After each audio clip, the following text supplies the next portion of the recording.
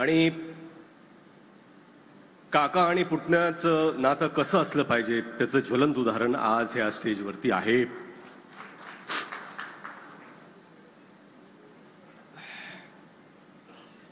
आणि मुलगा म्हणून साहेबांनी कधीच आम्हाला रोखलं नाही. म्हणजे वडील म्हणून असतं ना की तू हे कर, तू ते कर, असं झालं पाहिजे, असं केलं पाहिजे. आई वडिलांनी आम्हाला मोकळी सूट दिली होती. एकच गोष्ट सांगितली, तुम्ही अभ्यास करा, तुमचं शिक्षण पूर्ण करा. भैया केमिकल इंजिनियर झाले, धीरज MBA ते झाले, मी आर्किटेक्ट झालो.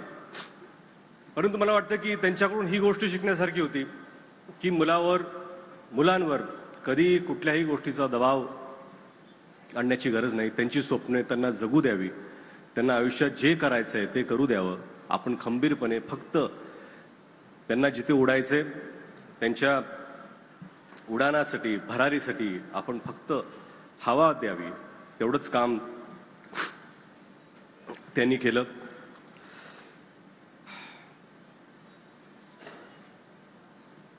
आई वडिलांना पाहून, म्हणजे मी हे सांगतो की साहेबांचे वेगवेगळे रोल्स, मुलगा म्हणून झालं, भाऊ म्हणून झालं, पिता म्हणून झालं, पती म्हणून सुद्धा, जेव्हा आई वडिलांना मी पाहायचो घरी तेव्हा मला वाटायचं की लक्ष्मीनारायणाचा जोडा आहे.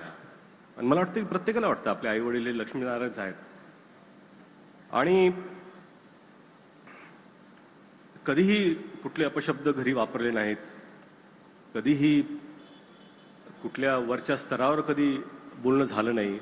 आणि हे स्वभावाचा जो गुण आहे तो कुठेतरी आम्ही घ्यायचा प्रयत्न करतो, आम्ही तसं वावरण्याचा प्रयत्न करतो.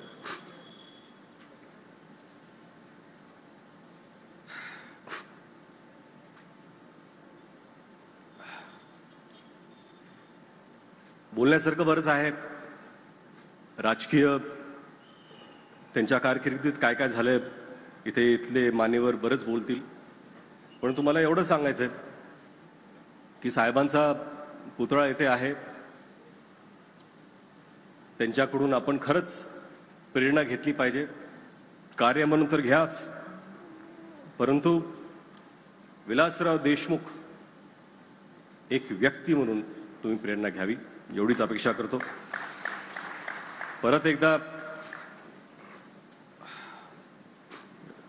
विलास सहकारी साखर कारखान्याचे खूप खूप आभार की त्यांनी एवढा चांगला कार्यक्रम आज इथे साजरा केला, आवर्जून सर्वांना बोलवलं.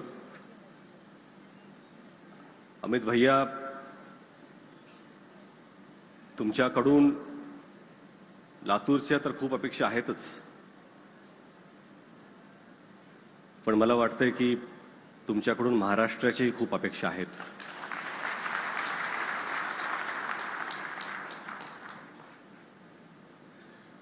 आणि आता ती वेळ आलेली आहे की तुम्ही ते पाऊल घेतलं पाहिजे.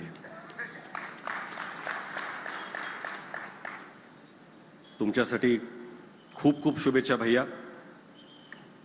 जय हिंद, जय महाराष्ट्र.